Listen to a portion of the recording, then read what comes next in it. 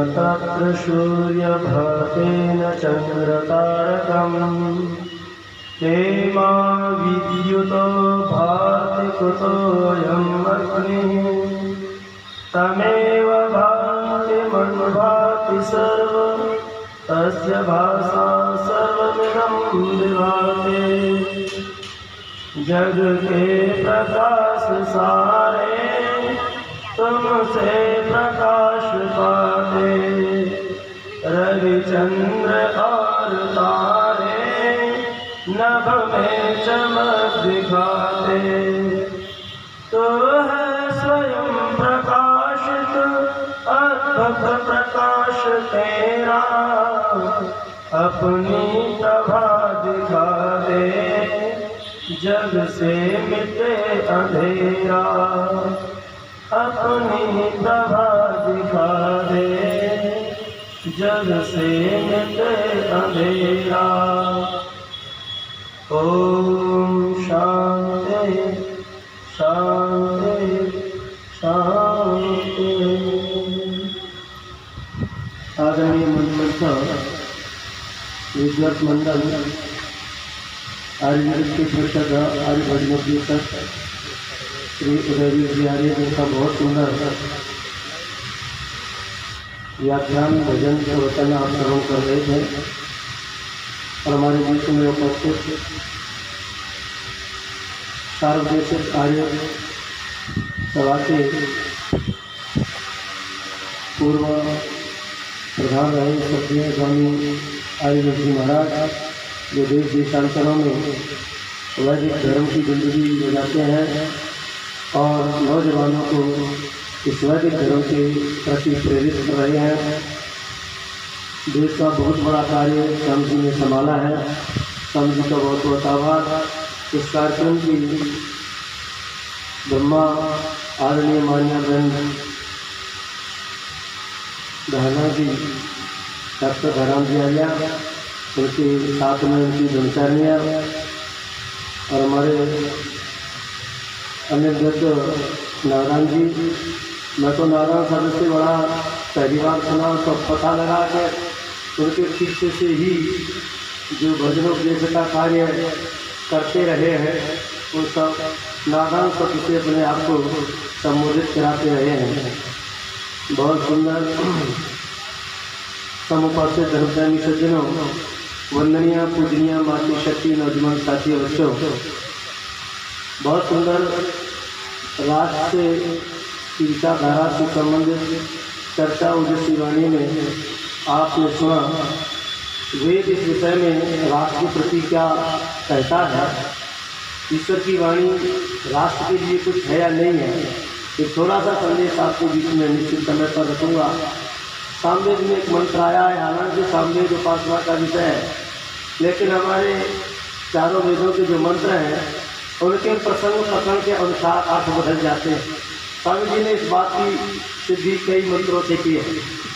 आध्यात्मिक अर्थ भी अर्थ होता है उसी मंत्र का, भौतिक अर्थ भी अर्थ होता है उसी मंत्र का, और जब राष्ट्रीय स्तर पर ले जाएंगे तो राष्ट्र अर्थ भी उस मंत्र का अर्थ होता है।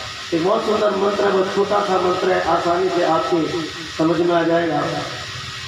मंत्र में कहा गया है, ओम यम रक्षन्ति प्रचेतसो मित्रो वर्णो अर्यमा सकीनं दप्यते जरा। बहुत छोटा सा मंत्र है और इस वेद मंत्र में राष्ट्र के प्रति बहुत अच्छा संदेश है।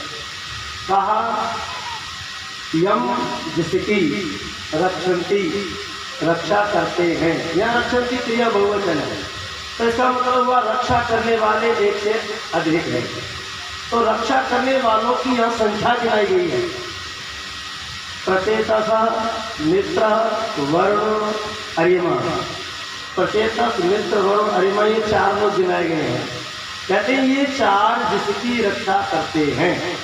सरल अर्थ हो जाएगा यम रक्षन्ति प्रचेतसो मित्रो वर्णो अरिमा, अर्थात प्रचेतस मित्र वर्ण और अरिमा जिसकी रक्षा करते हैं। आगे की पंक्ति में कहा स उसका, कि कोई भी न घटे, उसका कोई भी दमन नहीं कर सकता। अर्थात जो कह रहे हम अपनी भाषा में, उसका कोई बाल बाका नहीं कर सकता। अब सवाल है कि देश के स्तर पर, राष्ट्रीय स्तर पर विचार करें तो यहाँ 4 जो शब्द आए हैं बस इनको विचारना है, बाकी अर्थ आसान है।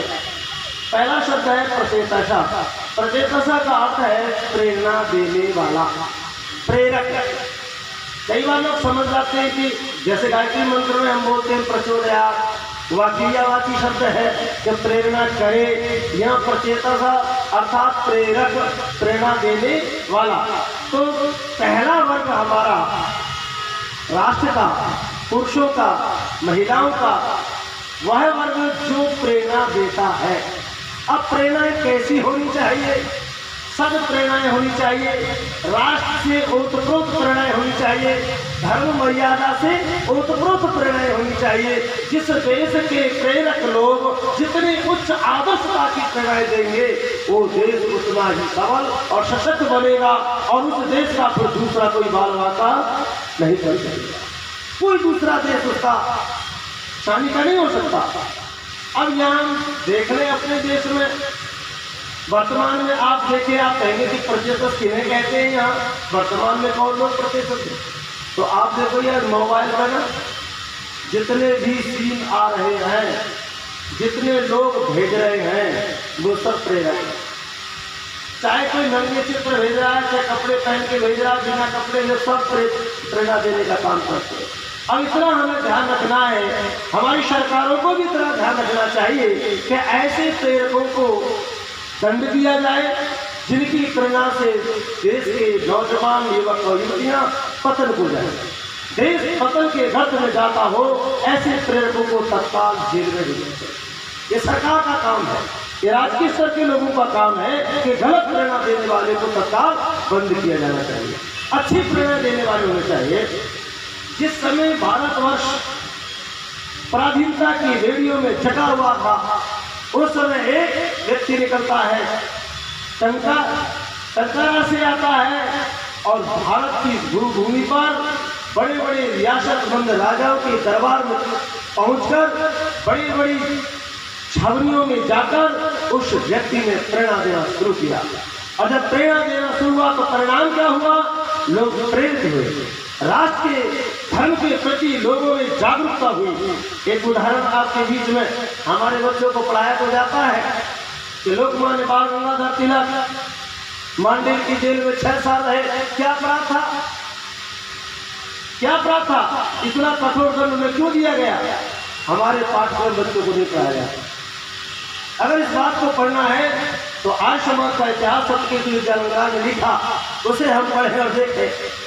और पॉलिटिकल साइंस में भी कहीं जिक्र मिलता है कोटेशन के रूप में।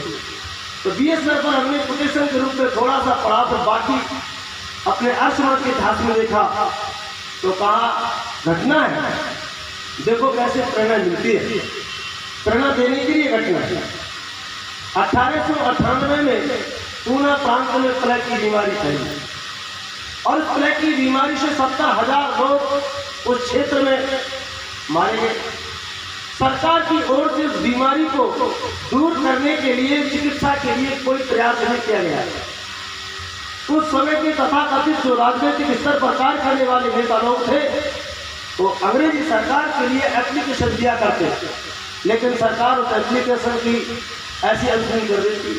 बहुत कुछ प्रयास करने के बाद, धरना प्रदर्शन करने के बाद थोड़ी सी सुनवाई हुई और सुनवाई में क्या हुआ?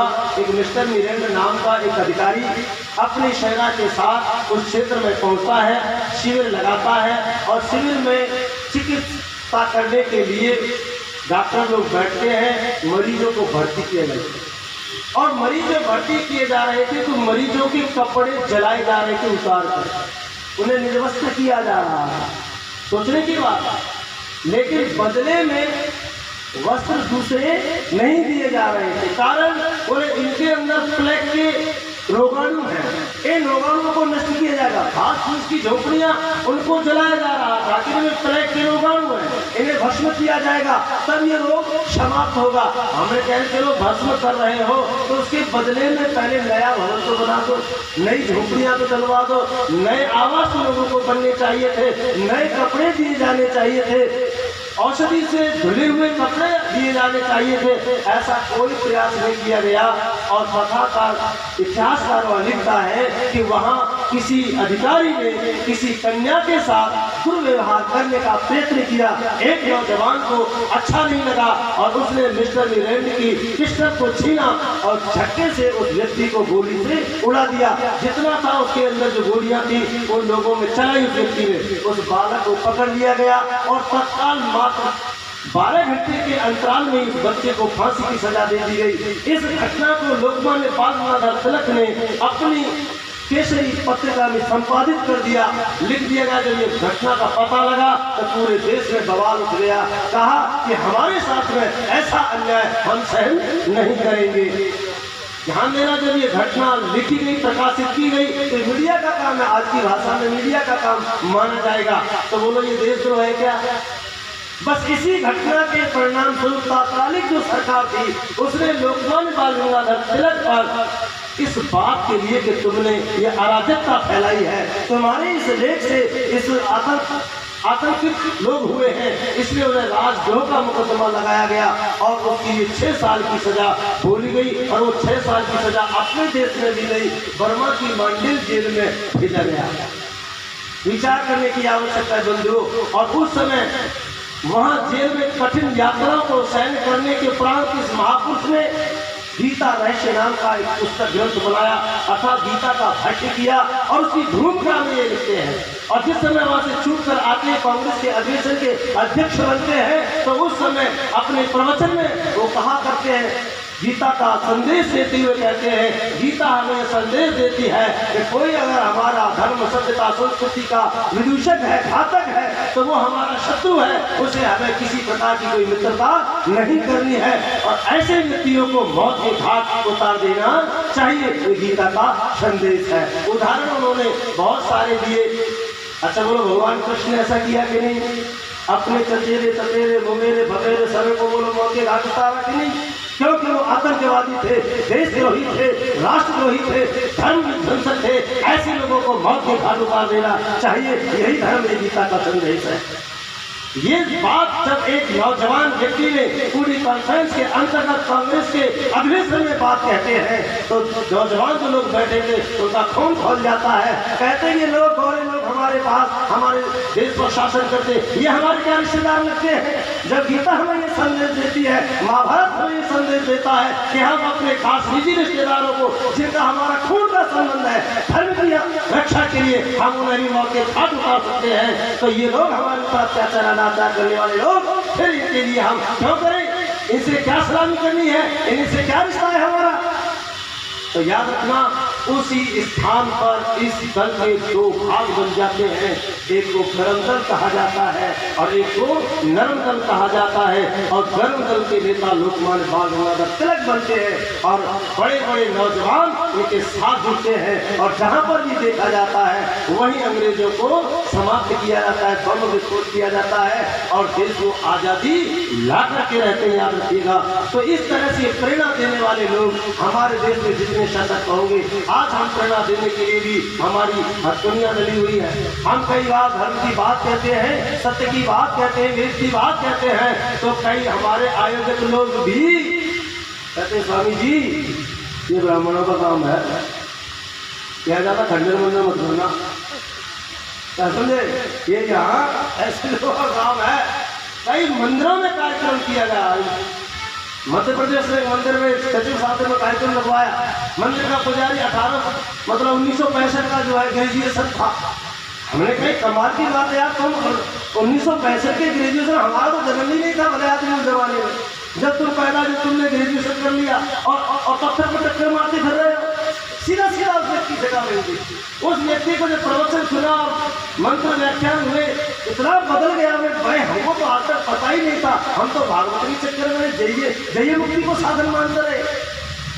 और स्वामी दयानंद जी क्या कहते हैं, काश अगर इस भागवत का लिखने वाला अगर माँ के गर्भ में ही खत्म हो गया होता तो इस आर्यवर्त देश की दुर्दशा नहीं होती। ये कटु सत्य नहीं है, वास्तविक सत्य बात है। लेकिन आज हमको रोका जा रहा, अच्छी बात नहीं कही जा रही, इसलिए हमें प्रेरकों की आवश्यकता है। वेद कहता है कि ऐसे प्रेरक अधिक से अधिक होने चाहिए। हम तो तैयारी करते हैं, बड़ा प्रयास करते हैं, लेकिन लोग बालक ही ना दे, जैसे तैसे उल्टे सुल्टे बालकन दे भी गए, मुश्किल से उसको सेंटर पर लाते हैं तो लेकर सुधार भी नहीं होने देते।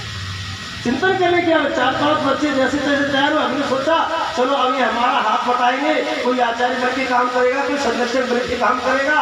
तो एक योगाचार्य बन गया राजकीय विद्यालय उसमें चिकित्सालय में, वो चला गया। एक पुरोहित बन गया, उधर चला गया। एक अध्यापक बन गया, उधर चला गया। हम फिर वैसे रह गए, अब फिर दोबारा से भर्ती करो, क्या समझे?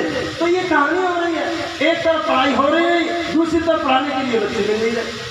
कैसे प्रेरणा दें हम बच्चों को? तो याद रखिएगा, तो हमारे देश में ऐसे लोगों की बहुत आवश्यकता है जो हमें वेद की भाषा की ओर प्रेरित करें, दिव्यता को धारण करने की बात कहें, हमारे बच्चों के अंदर सुसंस्कारित करने की बात कहें। ऐसी शिक्षा की आवश्यकता है, ऐसे शिक्षकों की भी आवश्यकता है। वेद कहता है ऐसे प्रत्येक लोग कहलाते हैं। दूसरे स्थान पर कहा मित्र।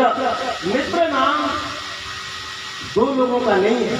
मित्र के लिए एक शब्द आता है उर्दू भाषा का, मानते लोगों से दोस्त। और दोस्तों को अगर हम संधि विच्छेद कर दें तो एक संख्यावाची शब्द है 2, और इसका अस्तित्व संधि सा माने है 2 है।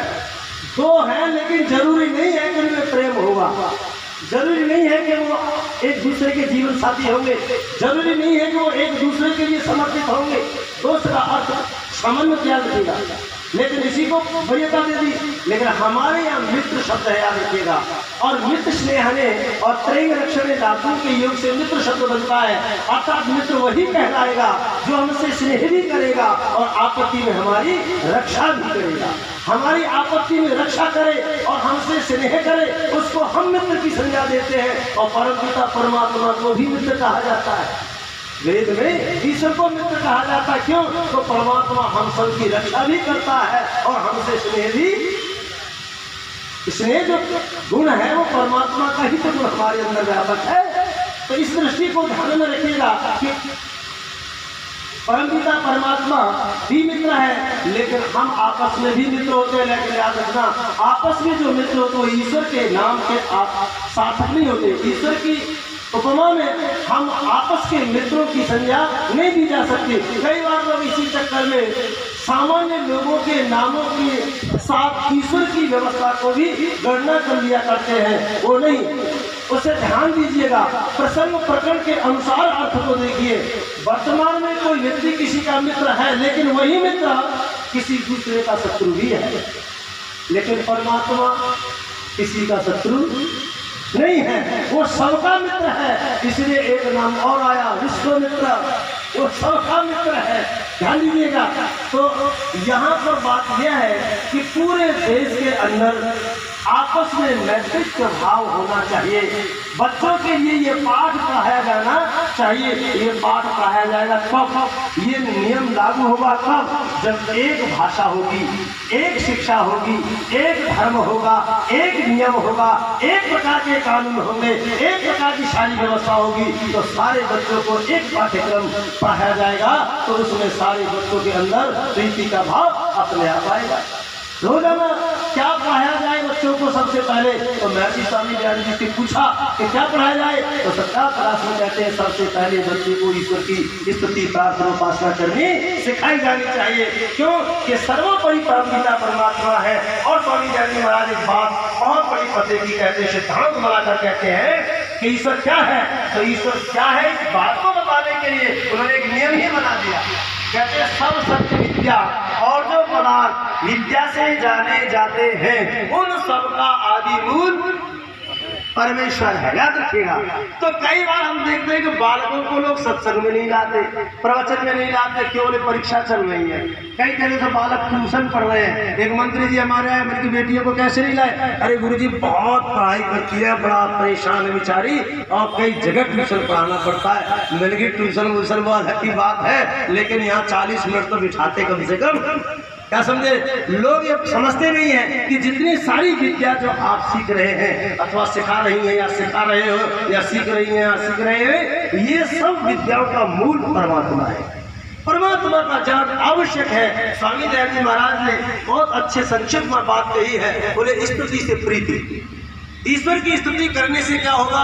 प्रीति उत्पन्न होती है परमात्मा के प्रति, और प्रीति जब उत्पन्न हो जाएगी तो अप्रीति की भावना खत्म, अपने आप हो जाएगी।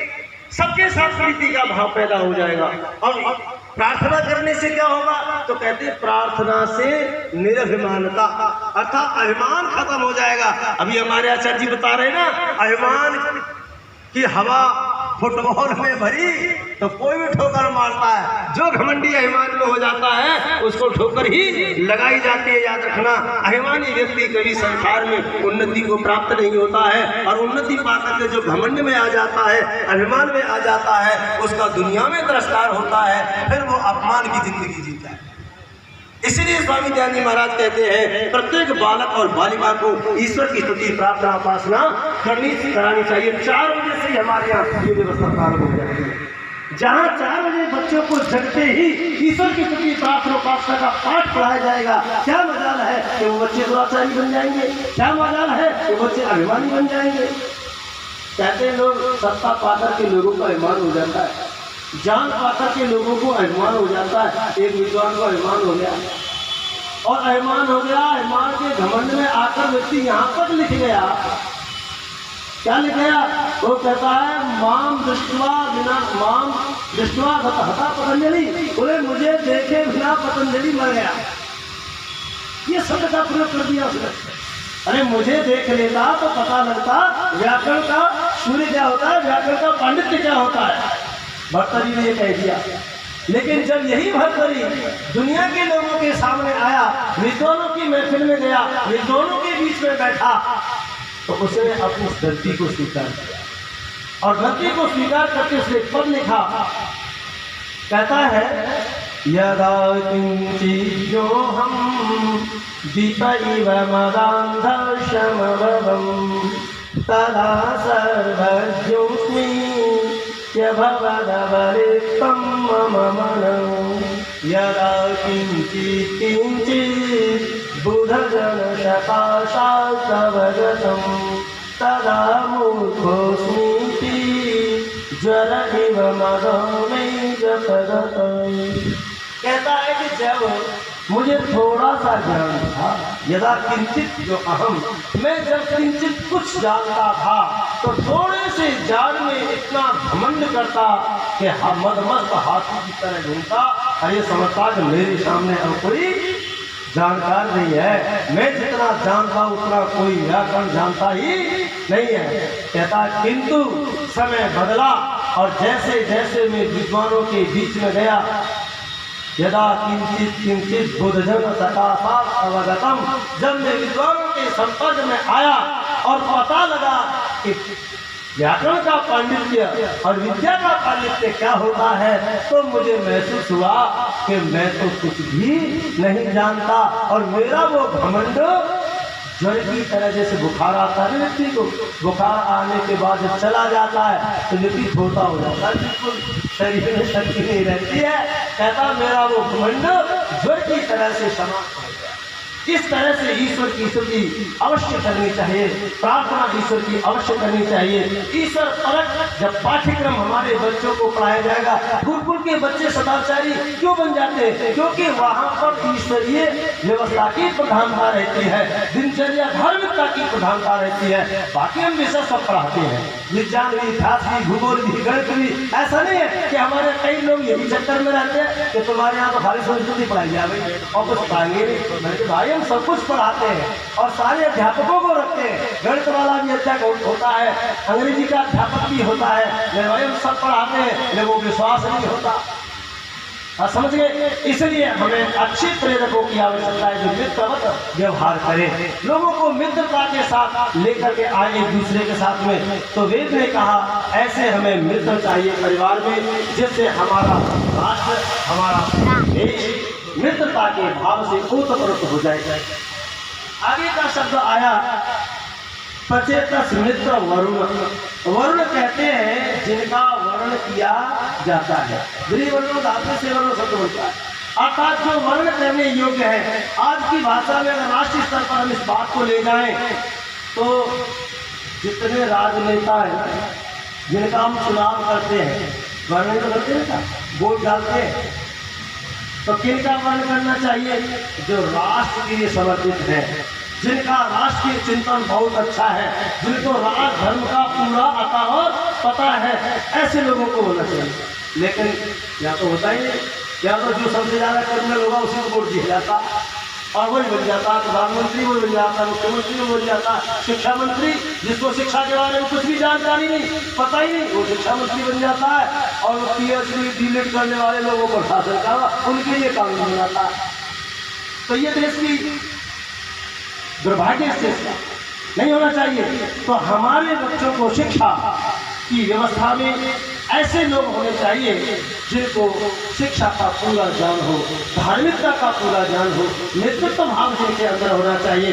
तो उस देश का फिर दूसरा कोई बाल वार्ता नहीं कर सकेगा। राजा भोज के शासनकाल में शिक्षा की व्यवस्था में, हालांकि हमारी वर्तमान सरकार ने पिछले व्यवस्था में अपना एक एजेंडा जारी किया था, शायद आपको पता होगा, बोले हम समान शिक्षा लागू करेंगे। अब समान शिक्षा पर कोई विचार हुआ आज तक? कोई विचार नहीं हुआ। अगर समान शिक्षा लागू करेगा आपत्ति क्या है? निःशुल्क शिक्षा लागू करेंगे। आज समाज से सीख के जाओ सब लोग, सारे विद्यालयों को एक साथ आवासीय कर दिया जाए, अनिवार्य शिक्षा कर दी जाए। हमारी उत्तर प्रदेश सरकार हमारे बच्चों के लिए भोजन दे रही है, ड्रेस भी दे रही है, पुस्तकें दे रही है, वजीफा दे रही है, दूध दे रही है, फल दे रही है। विचार करने की आवश्यकता है। अध्यापकों को होटल खाली दे रही है। मुझे बताओ इनको आवास नहीं दी जाए तो क्या आपत्ति आपको? भोजन वहाँ बनी रहा है, व्यवस्था दी जा रही है, इसको आवासीय कर दिया जाए और विद्वानों की एक गोष्ठी बुला करके एक बढ़िया पाठ्यक्रम निर्धारित किया जाए और वही पाठ्यक्रम पूरे देश में लागू होना चाहिए। कोई प्राइवेट विद्यालय चलाए या सरकारी चले या गैर सरकारी चले, सब में एक ही पाठ्यक्रम लगना चाहिए और वो सारी पुस्तक सब मिल जानी चाहिए। उत्तर प्रदेश सरकार आज भी प्राइवेट पाठ्यक्रम पर जो राजकीय पाठ्यक्रम है वो निःशुल्क छपता है और निःशुल्क बच्चों को बढ़ता है, लेकिन गिने चुने बच्चों को मिलता है। हम कर इसी पाठ्यक्रम को सब जगह लागू कर दो ना, सबको मिलना चाहिए। कोई प्राइवेट विद्यालय भी चलता है, चाहे हाईस्कूल का इंटर कॉलेज या जो भी चलते हैं, उन सबके लिए वही पाठ्यक्रम दे दिया जाए, समान शिक्षा हो जाएगा। लेकिन इनकी जेब कैसे भरी जाएगी? लोग अपनी अपनी सीढ़ी छाप रहे, अपनी अपनी व्यवस्था दे रहे और अरे गहरे नतू खड़े कुछ भी पुस्तक लिख दिया, 10 रुपये की कीमत 200 रुपया ले रहे। ये बोझ किसके ऊपर पड़ रहा है? अभिभावकों के ऊपर पड़ता है। क्यों जी? परेशानी है कि नहीं? और तुम लोग आवाज उठानी चाहिए हम लोगों को आवाज उठानी चाहिए इस विषय पर। और शिक्षा जब समान रूप से लागू होगी, कोई मत मजहब संप्रदाय किसी भी प्रकार का नहीं, राष्ट्र धर्म सर्वोपरि धर्म है। राष्ट्र धर्म सबसे ऊपर होता है, राष्ट्र होता है तो हम रहेंगे और राष्ट्र नहीं रहेगा तो हम कहाँ रहेंगे। इसलिए राष्ट्रीय धर्म की विचारधारा पहले दी जानी चाहिए। तो ये शिक्षा आप लागू करेंगे तो याद रखना, राजा भोज का ये वाक्य याद करो। राजा भोज अपने प्रबंध में लिखते हैं, ब्राह्मणों की यो भवेन मूर्खा सा पुरा गृहस्थ में कुंभकारों की यो विद्वाना सत्यशति प्रेम। घोषणा करता है राजा भोज कि मेरे राज्य में अगर ब्राह्मण कुल में पैदा होने पर भी मूर्ख है, पढ़ा लिखा नहीं है, सहपुरात भैरव में वो मेरे राज्य से बाहर हो जाए, उसे मेरे राज्य में रहने का अधिकार नहीं है। कुंभकारों की यो विद्वान, अरे कुंभकार होकर के भी जो पढ़ा लिखा योग्य विद्वान है, सातिष्ठतु प्रेम मम, वो मेरे राज्य में ठहराया जाए, उसे आवास दिया जाए। या तो मूर्खों को आवास दिया जाता है, आवास किसको दिया? विद्वानों को आवास नहीं दिया जा रहा है। हम लोगों से 100 ईंटें मांग रहे, 50 ईंटें मांग रहे, भैया 50 ईंट की तुम व्यवस्था कर दो, 1000 की तुम व्यवस्था करो। हम अपने बच्चों के लिए 3 में लेकर पढ़ा रहे हैं और उधर बहुत क्रिमिनल लोग हैं, उनके लिए आवास दिया जा रहा है। चाहे इंदिरा गांधी के रूप में आवास बनना हो, चाहे प्रधानमंत्री आवास योजना ढंग में काम करना हो, चाहे किसी के लिए बनने नहीं बनने, और गुरुकुल वालों कोई आवास नहीं, कहीं सन्यासी कोई आवास नहीं, वानप्रस्थी कोई आवास नहीं, धर्म प्रचारक के लिए कोई आवास नहीं, जबकि ये आवास दूर इनके लिए होने चाहिए। प्रचारक ये है, राष्ट्र की रक्षा ये व्यवस्था देते, धर्म की बात ये लोग सिखाते हैं, तो इन लोगों के लिए निःशुल्क आवास की व्यवस्था, निःशुल्क आने जाने की व्यवस्था हो जानी चाहिए। लेकिन आवास की निःशुल्क आने जाने की व्यवस्था किन की है? अन्य लोगों की है। तो इसलिए यहाँ वेद की भाषा को अगर आप जानेंगे तो वेद में ये बात है कि हमारे यहाँ शिक्षा की व्यवस्था सर्वोपरि व्यवस्था है, समान शिक्षा जिस वक्त इस देश में लागू होती थी। एक राजा का बेटा हो और चाहे रंग का बेटा हो, दोनों एक जगह एक चटाई पर बैठ करके गुरु के सामने धरती में बैठ करके जहाँ पढ़ते थे, वहाँ पर चाहे सुदामा है चाहे कृष्ण है, दोनों की एक व्यवस्था हुआ करती, याद रखना। तब देश में खुशहाली थी।